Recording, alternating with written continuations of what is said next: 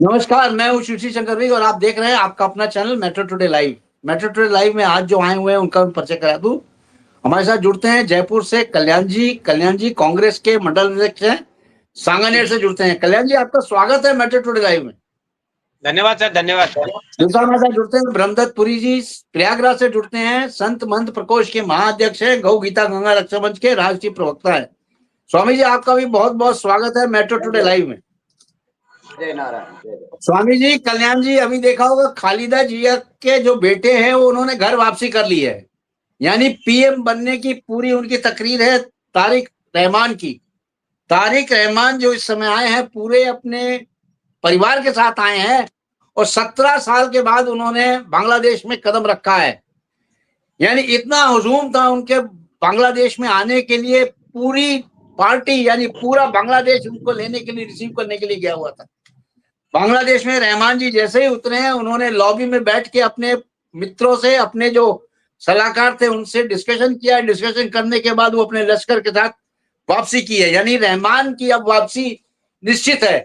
रहमान के आने से वहां पे पाकिस्तान में खलबली मच गई है और पाकिस्तान जो है इस समय बांग्लादेश में, पाकिस्तान के आईएसआई एजेंट्स जो हैं वो अपनी मीटिंग्स कर रहे हैं। मीटिंग्स में क्या कर रहे हैं, कट्टरपंथियों को बढ़ावा दे रहे हैं और ये कर रहे हैं। आसिम मुनीर के पास एक एक पॉइंट्स की खबर पहुंच रही है वहां पे।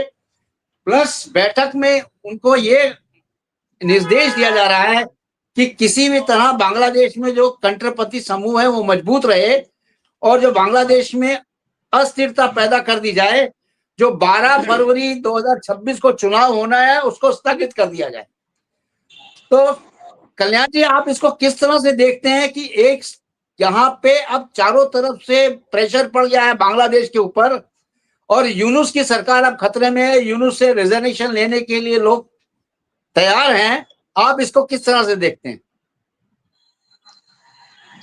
देखिए, ये बहुत ही विकट अवस्था या विकट टाइम है।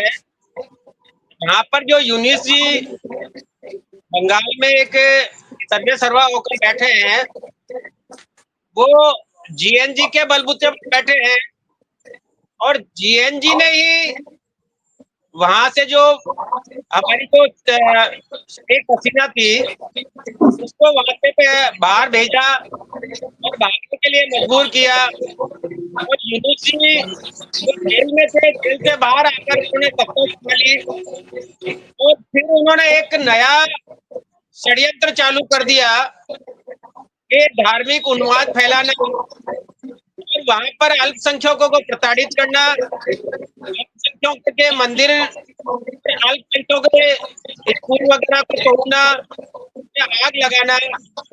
और ये सारी की सारी स्थितियां पिछले कुछ महीनों से बराबर चली आ रही है। और जो यूनुस साहब है वो यहाँ पर जो है उसके मुखिया बने हुए हैं।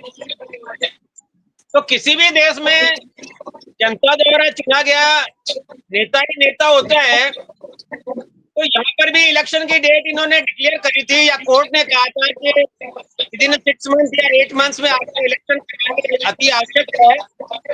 12 फरवरी की डेट दी गई है कि फरवरी तक आप, फरवरी मार्च में आपको इलेक्शन करवाने हैं। अब इसको टालने के लिए यूनुस और आईएसआई ने एक षड्यंत्र रचा और उस षड्यंत्र के साथ में इन्होंने एक बंगाली जो नेता था बांग्लादेश का, बीएनपी का नेता था, उसका मर्डर करवा दिया। उसका मर्डर करवाकर वहां पर इस तरह की स्थिति क्रिएट कर दी कि वो पुणे जो जीएनजी का इलेक्शन वाला जो माहौल बना था वो खत्म हो गया।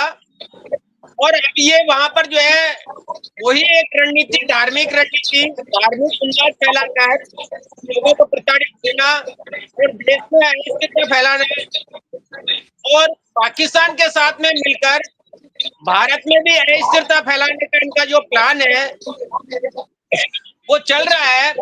और उसी की रणनीति ये ढाका में एक यूनिवर्सिटी है, उसमें बैठकर उसकी प्लानिंग की जा रही है जो उनकी सफल नहीं होगी। इसी के साथ साथ में अभी रिसेंटली आपने देखा होगा कि इन्होंने एक हिंदू भाई उसको पहले पीटा, घसीटा फिर उसको मारकर लटका दिया गया और लटकाने के बाद में उसको आग के हवाले कर दिया। तो ये सारी की सारी स्थितियां वहां पर एक इस तरह की हो गई है कि वहां पर कोई जनता का रहनुमा नहीं है और हमारे हिंदू भाइयों को ज्यादा प्रताड़ित कर रहे हैं, क्योंकि पाकिस्तान और भारत दोनों में वैमनस्य है। पाकिस्तान आतंकवादियों को पैदा करता है और हिंदुस्तान शांतिपूर्वक देश है, शांति चाहता है। तो जो शांति और आतंकवादी दोनों के बीच में तालमेल नहीं है, और वही पाकिस्तान का एक टुकड़ा बांग्लादेश है जो 1972 में 71 में हमारी पूर्व प्रधानमंत्री स्वर्गीय प्रधानमंत्री इंदिरा गांधी जी ने अलग करके और एक स्वतंत्र देश बनाया था। वो अब वापस से पाकिस्तान षड्यंत्र पूर्वक अपने आप में मिलाना चाहता है और वहां पर एक षड्यंत्रकारी जो बैठा है वो एक धार्मिक उन्माद फैलाकर हमारे हिंदू भाइयों को प्रताड़ित करना या उनके साथ में दोस्ता करना, उनके घर लूटना, उनके बाल बच्चों को मारना और अन्य कई तरह की जो है अफवाहें फैलाकर भारत में अस्थिरता पैदा करना, इनका मानस और इनकी मंशा रही है। मुझे लगता है शायद वो सफल नहीं हो पाएंगे, क्योंकि हमारी आर्मी और हमारे नेता काफी स्ट्रॉन्ग है, मजबूत है और हमारी आर्मी जो है ना वर्ल्ड में सबसे बेस्ट आर्मी मानी जाती है।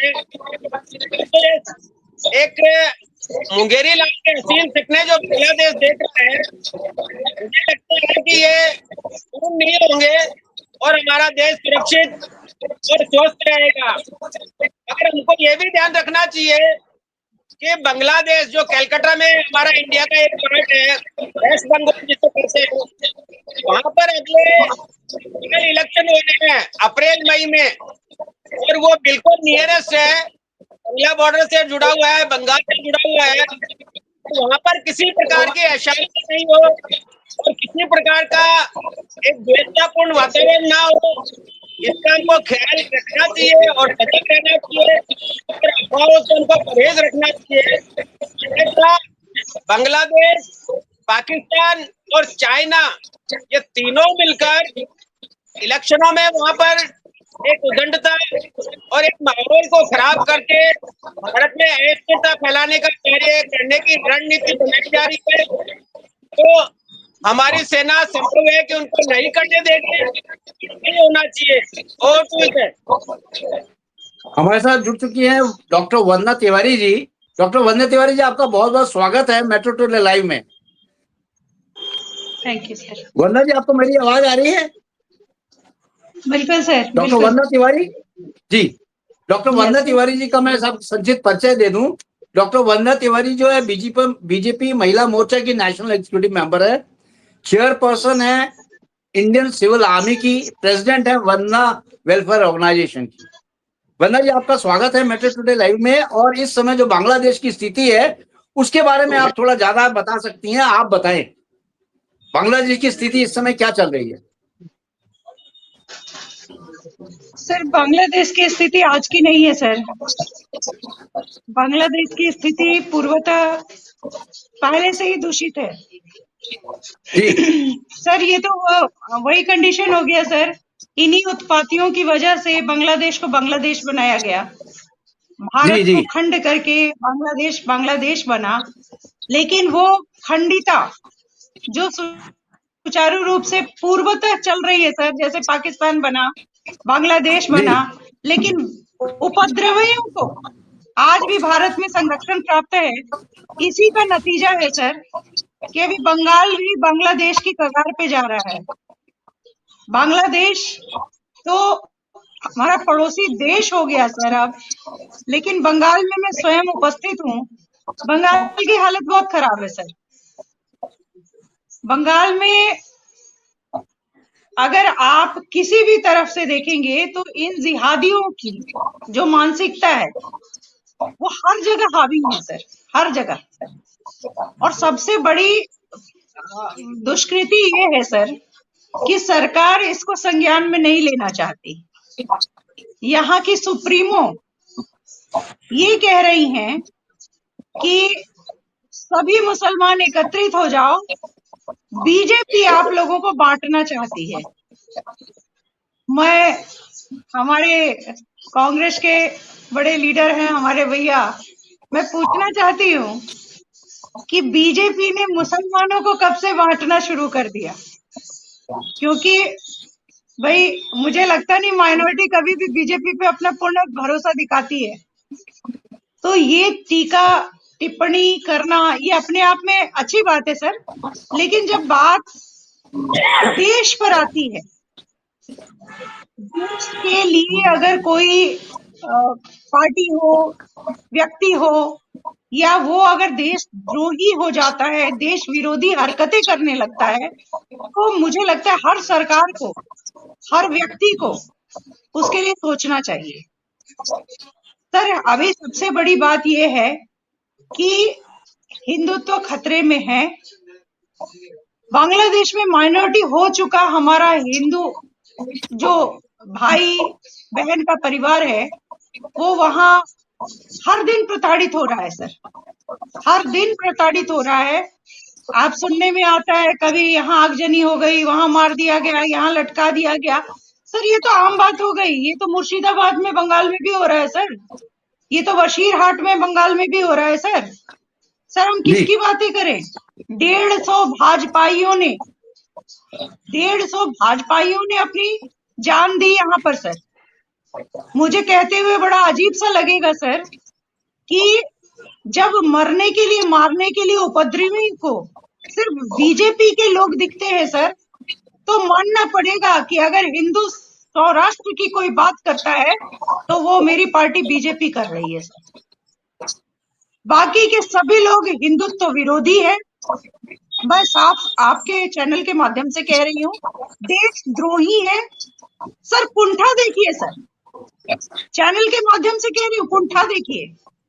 जब एक हिंदू प्रताड़ित होता है, मार दिया जाता है, उसे मारा जाता है, उसे कल्पाया जाता है सर, उसकी आलोचना करते वक्त मतलब कोई भी किसी का मुंह नहीं खुलता है सर, सबके मुंह पे ना टेप लग जाता है। आज बड़े बड़े जो ये लोग हैं, रवीश कुमार जैसे लोग हैं, सुप्रिया सुले जैसे लोग हैं, जो चैनल पर हावी हो जाते हैं सर, ये कहाँ मर गए हैं सर? कहाँ इनकी कब्रें खुद गई हैं? मुझे समझ में नहीं आता। एक हिंदू को जिंदा मार के और जला दिया जाता है सर, कोई नहीं बोलता, कोई नहीं बोलता। इसलिए नहीं बोलता कि वो हिंदू है सर, वो हिंदू है। लेकिन एक आतंकवादी धामी को मारा जाता है तो उसके विद्रोह में इतने सारे लोग उपज जाते हैं सर, तब हर आदमी की आंखें फूटने लगती है, बोलने लगते हैं लोग।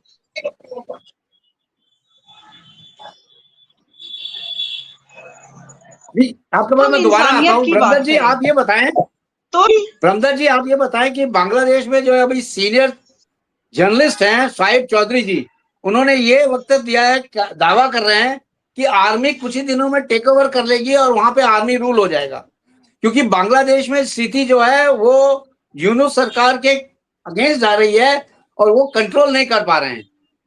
और वेस्ट बंगाल में भी जैसा कि डॉक्टर वंदना तिवारी जी ने बताया, वही स्थिति हो रही है, सेम टू सेम। यानी बांग्लादेश को अगर देखा जाए, वेस्ट बंगाल को देखा जाए तो सेम टू सेम स्थिति चल रही है। लेकिन वेस्ट बंगाल में ये कहा गया है कि वेस्ट बंगाल को बांग्लादेश नहीं बनने दिया जाएगा, ये भारत का वक्तव्य है।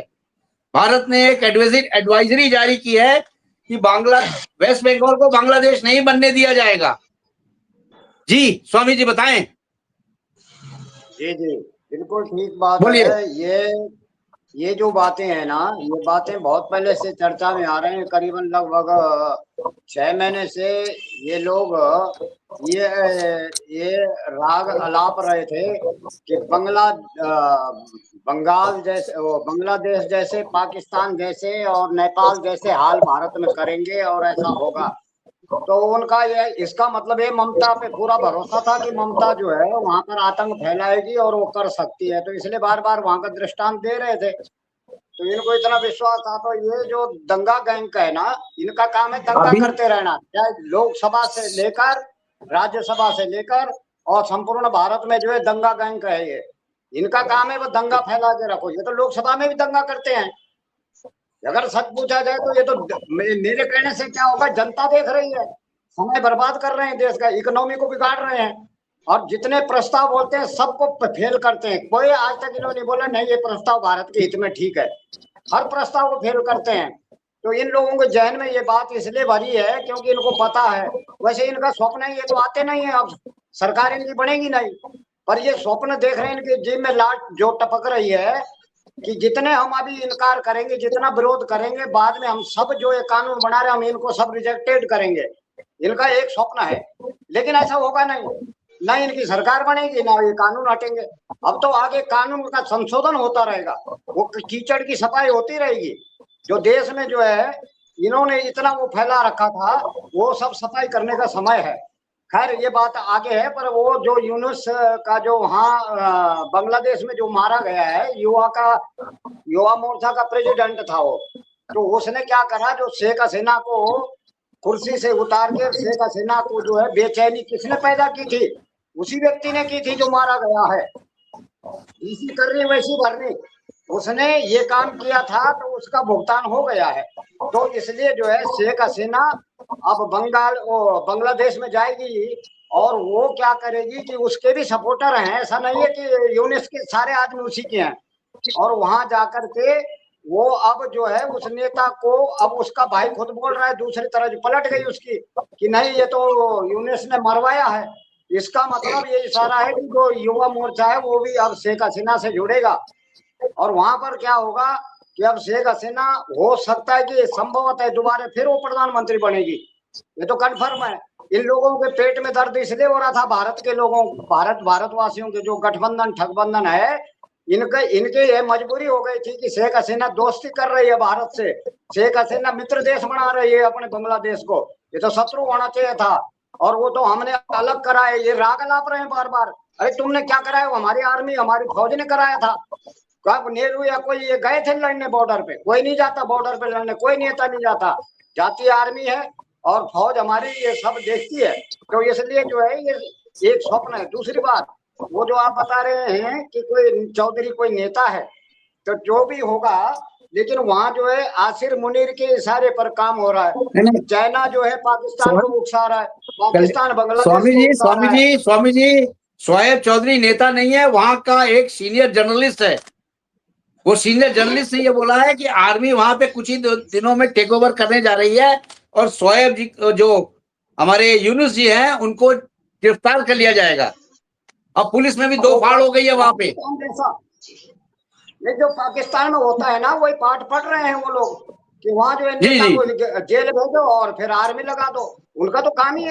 अब आसिर मुनीर बता रहा है, वो मुल्ला मुनीर कह रहा है उनको कि तुम इस तरह करो, उसको उतारो, और वहां जो है फिर अब वो आर्मी का जो है सिक्का चलेगा। तो ऐसा तो इसलिए उनको भय ये हो गया कि जो 7 राज्यों को वो मिलाने की बात कर रहे थे, तो ऐसी इनकी जो नियति थी, वो नियति कि भारत जो है जल थल और नभ सेना, तीनों सेना टाइट है भारत की, तुम कुछ नहीं कर पाओगे। और ये वो हल्ला में चाहते हैं गुब्बारे में जो हवा। स्वामी जी 7 राज्यों को कैसे ये मिला सकते हैं वेस्ट बंगाल में, जबकि हेमंत शर्मा जी ने ये बोला है आसाम में जो सिलीगुड़ी का कॉरिडोर है उसको हम बड़ा कर देंगे और वेस्ट बंगाल को आसाम में मिला देंगे। ये उनका व्यक्तित्व है जी। देखिए ऐसा है, उनके कहने से कुछ नहीं होता है, उनके कहने से ऐसा कुछ नहीं होगा, क्योंकि हमारा भारत देश हर तरह से मजबूती में है और मजबूती के साथ था।